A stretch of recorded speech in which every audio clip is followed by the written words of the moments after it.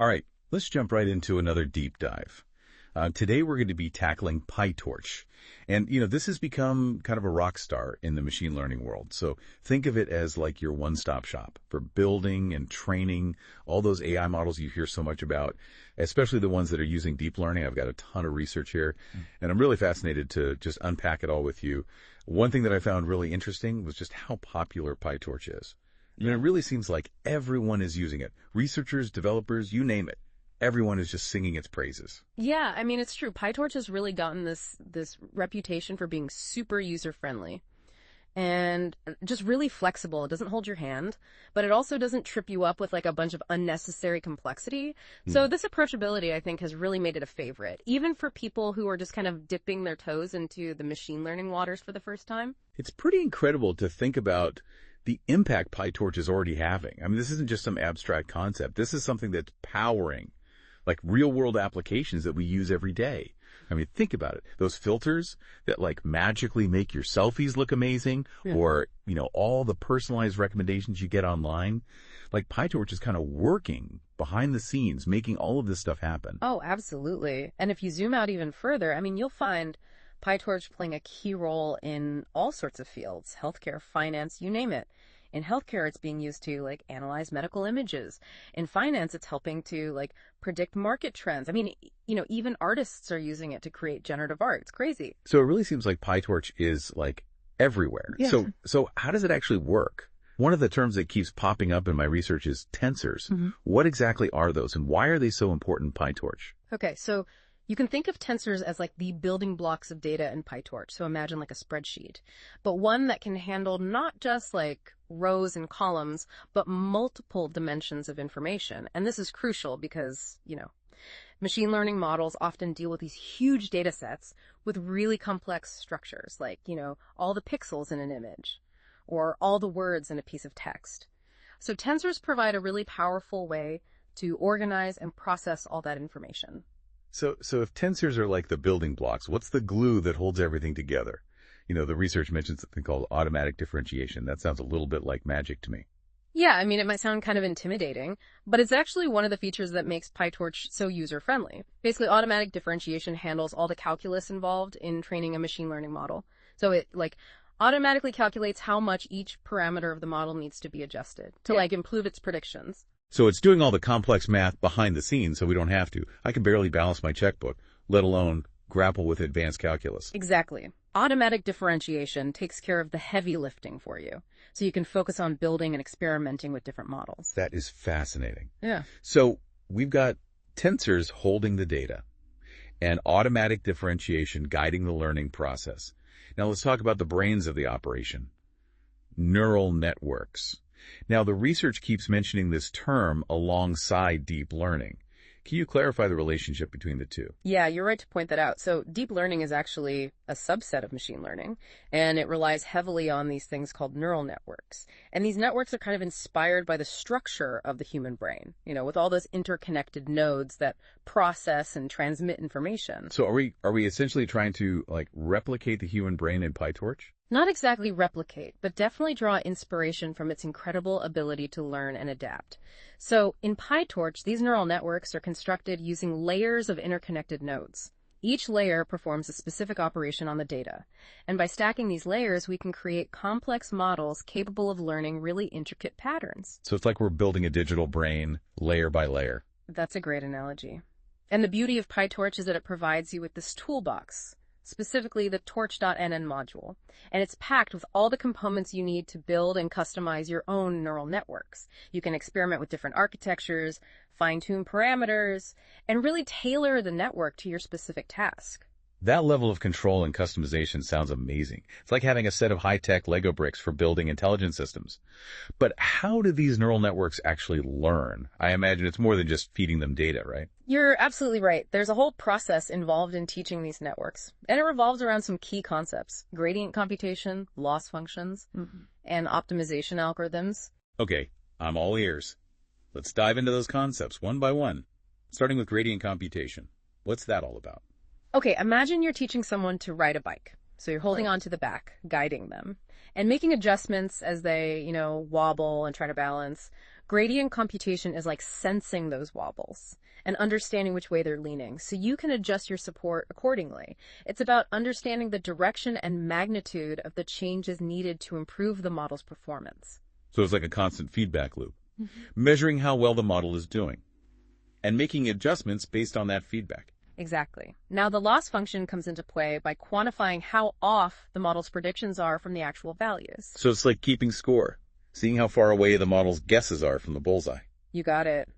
And the optimization algorithm is like the coach, coming up with a strategy to improve the model's performance based on that score. This is all starting to make sense, but, we're not dealing with bicycles or bullseyes here. We're talking about, complex algorithms and data sets.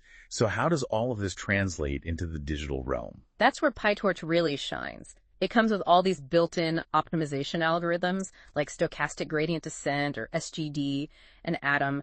And these algorithms take the information from the gradient computation and loss function and use it to adjust the model's parameters. So PyTorch is like the coach, constantly evaluating the model's performance and making adjustments to improve its accuracy. Precisely. And the beauty of it all is that PyTorch handles all the complex calculations and adjustments behind the scenes, making the process much more manageable for us humans. This is incredible. We've covered a lot of ground already, but there's still so much more to explore. PyTorch is like a deep well of capabilities, and we've only just dipped our toes in. Are you ready to dive deeper into the world of advanced PyTorch features? Absolutely. There's a whole world of exciting tools and techniques waiting to be explored. Let's dive in. Okay, so we've laid a pretty solid foundation here, getting to grips with tensors, automatic differentiation, and, the power of these neural networks. So let's crank things up a notch. The research mentions some features like TorchScript and JIT compilation. These sound pretty technical, but I'm guessing they're pretty crucial for anyone who's serious about using PyTorch. Oh yeah, you're spot on. These features are all about optimization, making your models run faster and just more efficiently. So think of TorchScript as like a translator for your code. It takes your Python code, which is known for being really flexible and easy to work with, and converts it into this more streamlined format that can be executed way more efficiently. So taking a sprawling novel and condensing it into a really concise, action-packed screenplay. That's a great way to put it. And that's where JIT compilation comes in. So JIT stands for just in time. And it means that your code is compiled right before it's needed, further boosting performance. And this is especially important when you're deploying models in real-world applications where every millisecond counts. Imagine you're building a real-time language translator on a mobile device. JIT compilation can make the difference between a seamless user experience and a really frustrating delay. Well, that's a perfect example. I can definitely see how those features would be game changers for developers. Now, one term I keep coming across is transfer learning. It sounds kind of intriguing, some secret knowledge passed down through generations of AI masters. Yeah, it's not quite that mystical, but it is a really powerful technique. So transfer learning is all about leveraging existing knowledge to speed up the training process. So instead of starting from scratch with a brand new model, you take a model that's already been trained on, a massive data set, maybe millions of images or text samples, and then fine-tune it for your specific task. It's like having a master chef teach you their signature dish. You don't have to learn every culinary technique from the ground up. You can just build upon their expertise. So if I wanted to create a model that recognizes different bird species, yeah, I wouldn't need to train it on every image of every bird in existence. Exactly. You could just take a pre-trained model that's already learned a lot about image recognition and just fine-tune it on a data set of bird images. It's a huge time saver, and it can lead to surprisingly accurate results even with limited data. That's brilliant. It's like giving someone with a PhD in general biology a crash course in ornithology. Mm-hmm. They already have a strong foundation, so they can quickly become an expert in a very specific area. Precisely. And PyTorch makes this process incredibly easy. It has libraries like Torchvision, which comes loaded with pre-trained models for all sorts of computer vision tasks. It's like having a library full of expert AI models just waiting to be tapped into. Speaking of computer vision, our research mentions convolutional neural networks, or CNNs. These sound like something straight out of a science fiction movie. Are they really as futuristic as they sound? They might have a futuristic ring to them, but CNNs are very real and incredibly powerful. They're specifically designed to analyze visual data.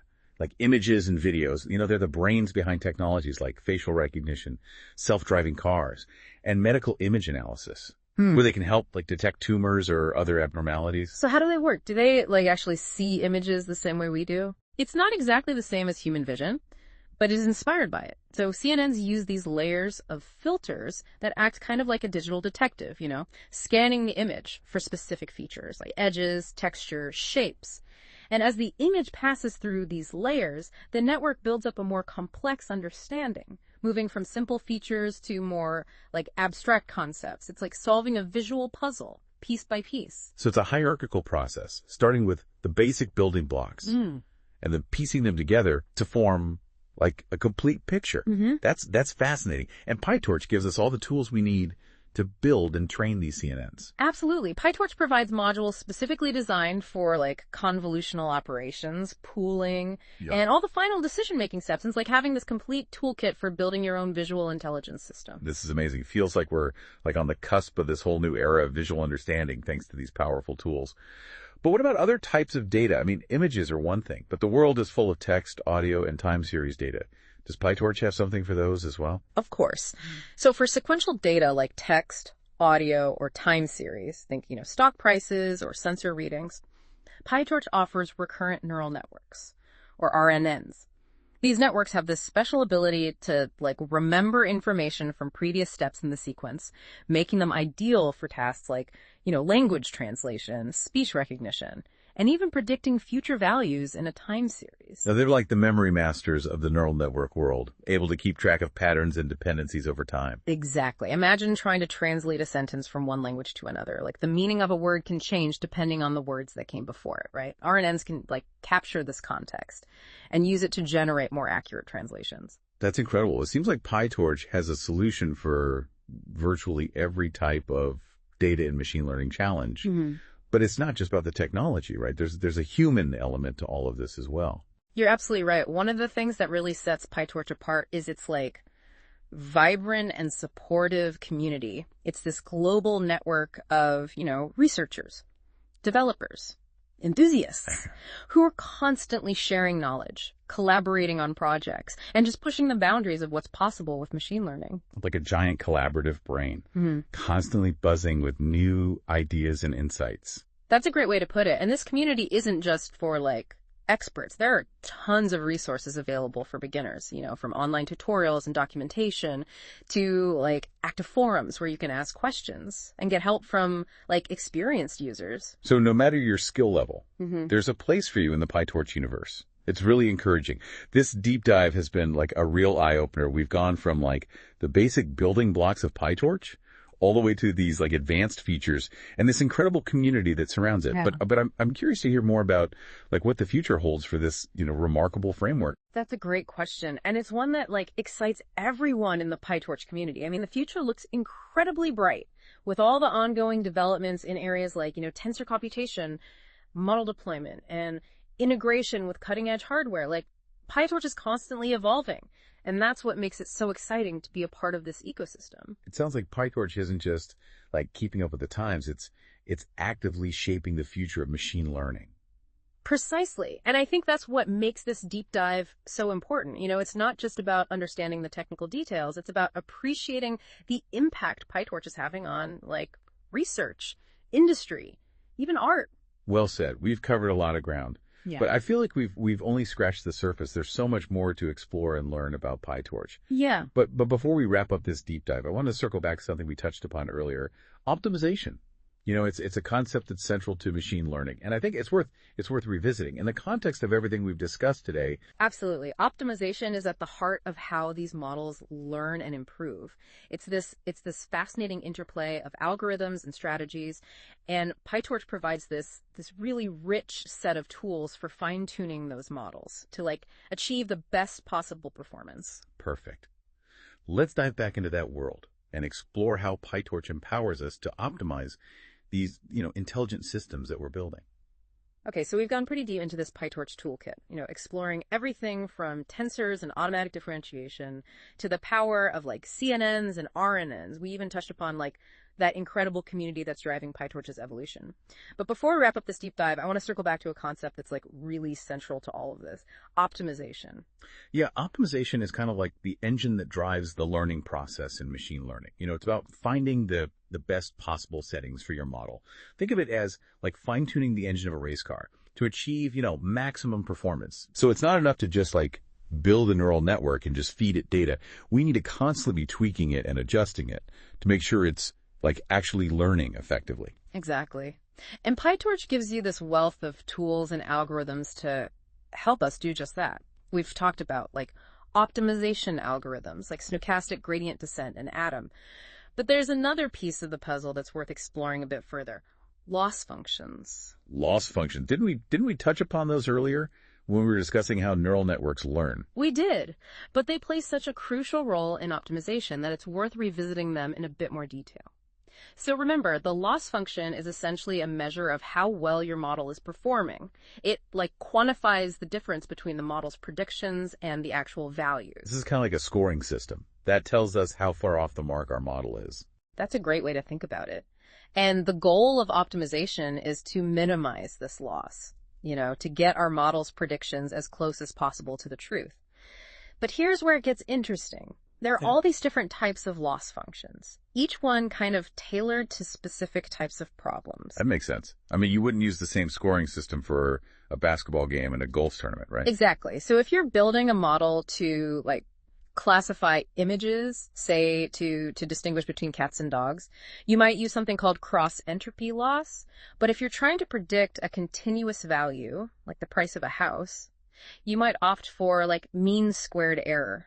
So choosing the right loss function is like crucial for effective optimization. Absolutely. It's like selecting the right tool for the job. PyTorch gives you the flexibility to experiment with all these different loss functions and see what works best for your particular problem. This is fascinating. It seems like optimization is this whole science in itself, like this delicate balance of algorithms and strategies. That's a great observation.